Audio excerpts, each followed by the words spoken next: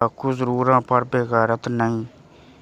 मौलाना मोहम्मद अमीन सफदर उकाड़वी रहमतुल्लाह अलैह ने अपनी किताब में लिखा फरमाते हैं, मुझे बिहाड़ी के एक गांव से बड़ा मोहब्बत भरा ख़त लिखा गया। मौलाना साहब, हमारे गांव में आज तक सीरत नबी सल्लल्लाहु अलैहि वसल्लम पर बयान नहीं हुआ। हमारा बहुत दिल करता है आप हमें वक़्त अनायत फरमा दें, हम तैयारी कर लेंगे। मैंने मोहब्बत बड़े जज्बात देकर ख़त लिख दिया कि फ़लाँ तारीख को मैं हाज़िर हो जाऊँगा। दिए गए वक़्त पर मैं फ़कीर ट्रेन पर से उतर कर तांगे पर बैठकर गांव पहुंच गया तो आगे मेज़बानों ने मुझे हदिया पेश करके कहा, मौलाना साहब आप जा सकते हैं, हम बयान नहीं करवाना चाहते। वजह पूछी तो बताया कि हमारे गांव में 90% कादियानी हैं। वो हमें धमकियां देते हैं कि ना तो तुम्हारी इज़्ज़तें, ना माल, ना घर बार महफूज रहेंगे अगर सीरत नबी सल्लल्लाहु अलैहि वसल्लम पर बयान करवाया तो। मौलाना, हम कमज़ोर हैं, गरीब हैं, तादाद में भी कम हैं, इसलिए हम नहीं कर सकते। मैंने लिफाफा वापस कर दिया और कहा, बात तुम्हारी होती या मेरी होती तो वापस चला जाता।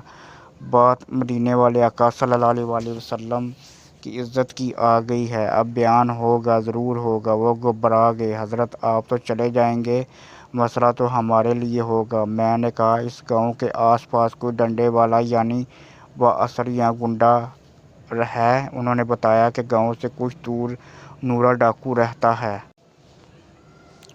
पूरा इलाका इससे डरता है। मैंने कहा, चलो मुझे ले चलो नूरे के पास। जब हम नूरे के डेरे पर पहुंचे, देखकर नूरा बोला, आज खैर है मौलवी कैवें आ गए ने। मैंने कहा कि बात हुजूर सल्लल्लाहु अलैहि वसल्लम की इज़्ज़त की आ गई है, तुम कुछ करोगे? मेरी बात सुनकर नूरा बिजली की तरह खड़ा हुआ और बोला, मैं डाकू ज़रूर हूँ पर बेगैरत नहीं हूँ। वो हमें लेकर चल निकला। मस्जिद में 3 घंटे बयान किया मैंने और नूरा डट कर खड़ा रहा। आखिर में नूरे ने यह कहा, अगर किसी ने मुसलमानों की तरफ आंख उठाकर भी देखा तो नूरे से बच नहीं सकेगा। मैं वापस आ गया। कुछ माह बाद मेरे घर पर एक आदमी आया, सर पर मामा, चेहरे पर दाढ़ी, ज़ुबान पर दरूद पाक का विर्द।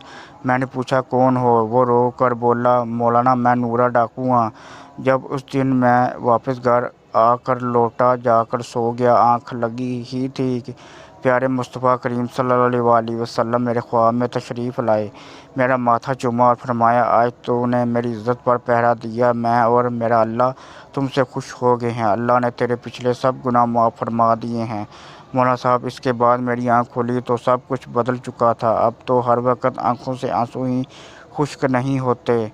मौलाना साहब, मैं आपका शुक्रिया अदा करने आया हूँ। आपकी वजह से मेरी ज़िंदगी ही बदल गई, मेरी आखिरत संवर गई।